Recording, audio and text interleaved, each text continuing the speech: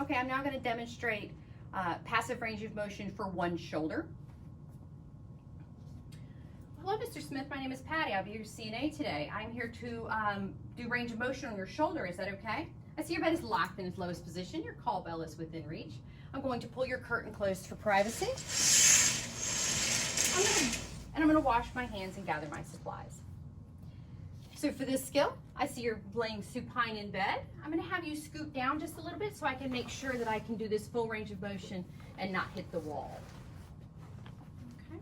So for the first motion, I'm going to take your arm and I'm going to lift it up over your head and back down to the bed, and we're going to do that 3 times. If you feel any pain, please let me know and I will stop. Okay? So I'm going to support the limb at the wrist and at the elbow from underneath. When you're supporting the elbow, make sure that elbow bone is in the palm of your hand. You make sure you've got the elbow under your hand. So I'm going to raise the arm straight up over the head to the ear level, and then back down and touch the bed with the hand. That's 1 time, 2 times, 3 times. The shoulder, the arm practically goes completely overhead. Again, you will do this skill on a real person, but for COVID, we're demonstrating on a mannequin.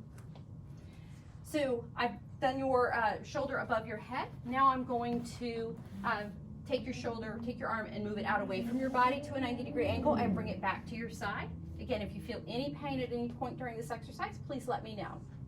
So again, supporting the wrist from underneath, supporting the elbow from underneath, I'm going to move the arm out to 90 degrees and back in.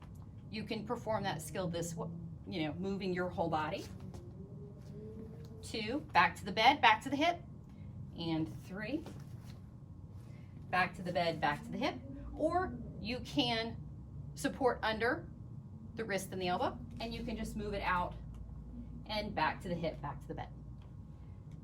2, back to the hip, back to the bed, and 3, back to the hip, back to the bed. You can do either of those motions. You don't have to do them both. You only have to move the shoulder 3 times up over the head.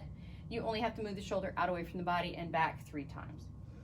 All right, I've completed your range of motion exercise. I see your bed is still locked in lowest position. Your call bell is still within reach.